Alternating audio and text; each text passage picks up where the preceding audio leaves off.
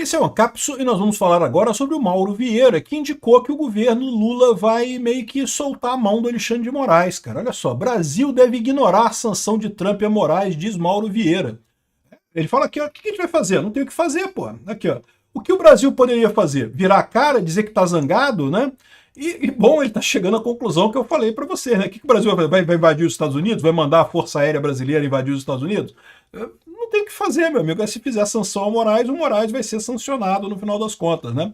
Agora, eu tenho certeza que o Moraes não gostou dessa posição do governo Lula. Por outro lado, a gente tem que lembrar que o Alexandre de Moraes cancelou o IOF do governo Lula. E aí que eu quero conversar com vocês sobre isso. Eu já falei para vocês que eu acho que foi um absurdo a decisão do Alexandre de Moraes, que tinha que ter dado razão ao Congresso. Eu acho que não vai ter conciliação nesse caso aqui.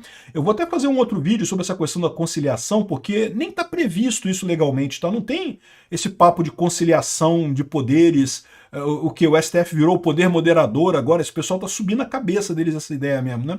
Gente, não existe poder moderador, não pode existir, isso é uma ideia de jirico, que só o Dom Pedro I que teve essa ideia de jirico, nunca deveria ter tido essa coisa. Enfim, mas parece que o governo está chateado com o Alexandre de Moraes, porque o governo esperava que o Alexandre de Moraes suspendesse o projeto da Câmara, mas mantivesse o projeto do governo, ou seja, que continuasse o IOF, né? Como o Moraes barrou dos dois lados, o que está acontecendo aqui talvez seja justamente o Lula soltando a mão do Alexandre de Moraes. Eu torço que seja, cara, eu torço que seja. Porque por mais que eu não goste do Alexandre de Moraes, ele brigado com o Lula é muito melhor no final das contas, né? No final das contas, se o Lula e o Alexandre de Moraes soltarem a mão um do outro, meu amigo, esse governo Lula afunda. E o STF afunda também. Essa notícia foi sugerida por Flavinho do Pneu, representante do Xvideos no Brasil, e várias outras pessoas. Obrigado aí ao pessoal que sugeriu notícias lá no nosso site, no visãolibertaria.com. E obrigado a você que está assistindo o nosso vídeo. Se você gosta do nosso conteúdo, por favor, deixe o seu like e se inscreva aqui no canal, né? Então, olha só que coisa impressionante. Isso foi hoje, aqui, dia 7/7, às 18h19, né? Na verdade, ontem, né? Mas, de qualquer forma, foi recente isso daqui. E o Mauro Vieira falou com todas as letras. O que o Brasil vai fazer? Não tem nada que fazer, pô. Se sancionarem o Alexandre de Moraes aqui, ó. O chanceler Mauro Vieira diz que não acredita em sanções dos Estados Unidos contra o ministro Alexandre de Moraes. Ainda assim, caso ocorra, o Brasil deve, segundo o ministro, virar as costas e seguir com a regulamentação das redes sociais e políticas internas. O que o Brasil poderia fazer? Virar a cara? Dizer que está zangado? Pois é, não fazer nada, né? Ou seja, parece que essa é a linha do governo Lula. Lembrando que a sanção Alexandre de Moraes ficou mais provável agora, depois do tweet do Trump, coisa e tal, da conversa do Trump lá. A gente não sabe quando vai acontecer, a gente não sabe o que vai acontecer. A Folha de São Paulo diz aqui, ó, que o Trump pode impor 4 sanções a Moraes diferentes, né? E, na verdade, é uma sanção só, é a Lei Magnitsky, tá? Porque ele fala aqui, ó, restrição de visto. Isso aqui já tá valendo, meu amigo. Isso aqui, se o Alexandre de Moraes pegar um avião e falar para os Estados Unidos, eu acho que ele não entra. Não sei, mas não sei se nem você vai tentar. Mas a restrição de visto, em tese, já está valendo. A ação judicial da empresa também já está valendo. O Trump já está com uma ação lá no Tribunal da Flórida. O Alexandre de Moraes já é réu na Justiça Americana, já responde a processo na Justiça Americana, pode ter condenações por lá. Então isso aqui também já está acontecendo, né? E projeto de lei no Congresso americano, o No Censors on Our Shores. A gente já falou sobre isso também, é um projeto de lei que está lá no Congresso americano, que visa proibir pessoas que fazem censura contra os Estados Unidos de entrarem nos Estados Unidos. De novo, é um projeto importante, porque está sendo feito pelo Congresso e coisa e tal, mas meio que o Marco Rubio já botou a restrição de visto já e meio que, não sei se vai fazer diferença não, né? Agora, o quarto ponto é que é o ponto real que todo mundo está aguardando que vai acontecer. Não sabemos quando vai acontecer, nem se vai acontecer totalmente. Por quê? Aqui, ó, o secretário de Estado Marco Rubio declarou que há grande possibilidade do Trump aplicar sanções diretas contra Moraes usando a Lei Magnitsky, né? A Lei Magnitsky permite punições unilaterais por violações graves de direitos humanos e essas ações incluem bloqueios de bens nos Estados Unidos e congelamento de contas, né?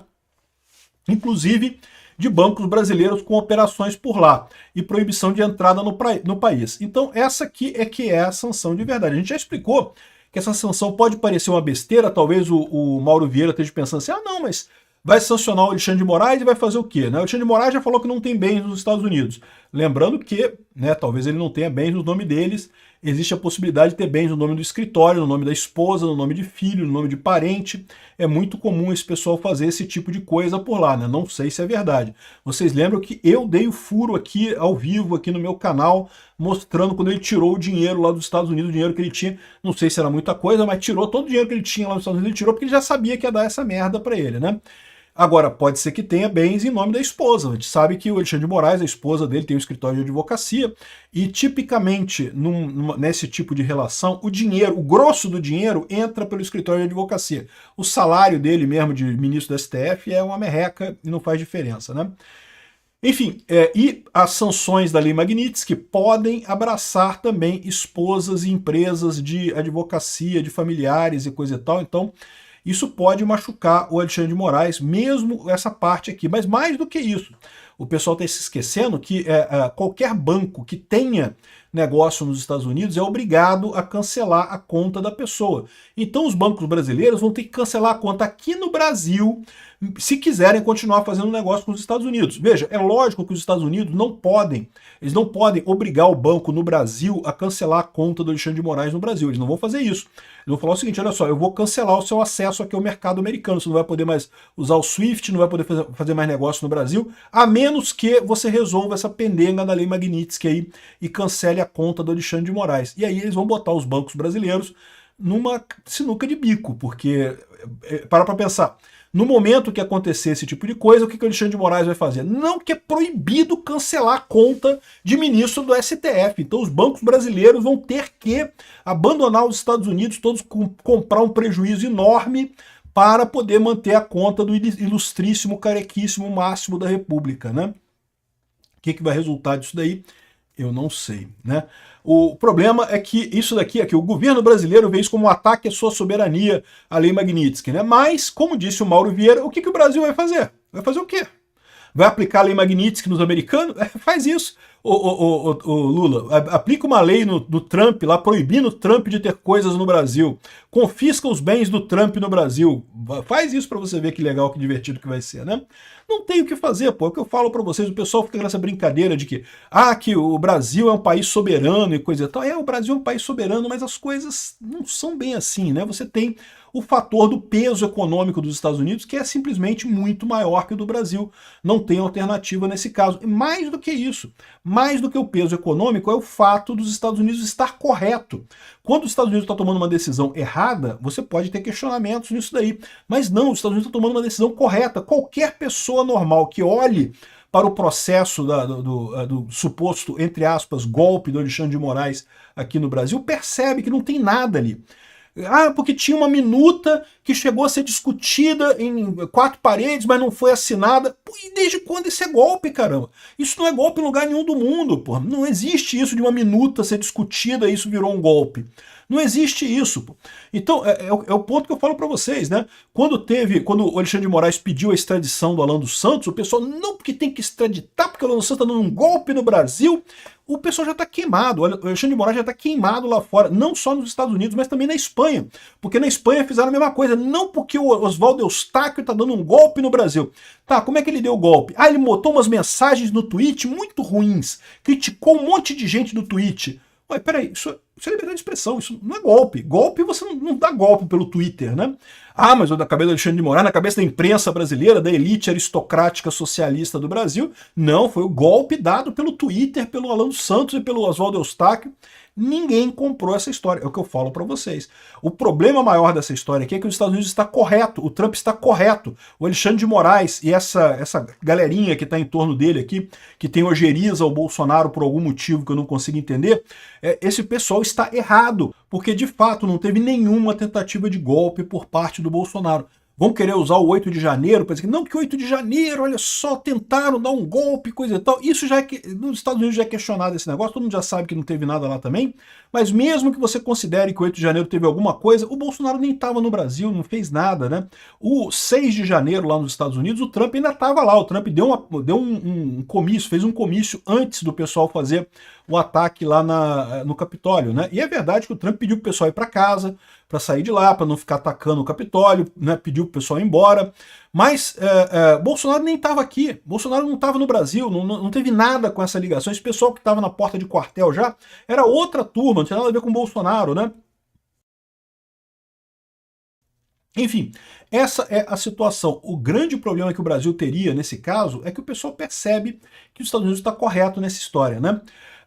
Mas aí que vem um negócio. Por que o governo Lula está soltando a mão do Alexandre de Moraes? Não, se tiver sanção, vai ficar por lá mesmo, né? IOF, Moraes zera a disputa e chama governo e oposição para a mesa de negociação de novo. Isso daqui, eu vi isso como um ataque à oposição, um ataque ao Congresso. E porque o Congresso tem o direito de identificar quando o governo extrapolou o limite legal, né? Como eu falei para vocês, está lá na Constituição brasileira. É um direito constitucional dado ao Congresso. O Congresso é quem diz quando o governo extrapolou o limite constitucional. Não é o STF. O Alexandre de Moraes já está dizendo que não, porque o Congresso não pode atacar se for direito do presidente. Não, mas exatamente, a Constituição fala que o Congresso define se o presidente ultrapassou o limite do mandato legal, se o presidente foi além do que dizia a lei, né? Então, eu acho que a decisão do Moraes foi mais errada com o Congresso do que com o Lula. Mas a verdade é que o pessoal do governo não está vendo assim não. Aqui, ó. Decisão de Moraes sobre IOF marca uma inflexão na relação entre o STF e o Executivo. E eu falei para vocês isso antes dessa história, tá? Por quê? Porque não é tão óbvio assim que o Alexandre de Moraes ia ficar ao lado do Lula. O Lula achava que ia. O Lula achava que o Alexandre de Moraes ia derrubar o decreto do Congresso e ia dar razão para o Lula.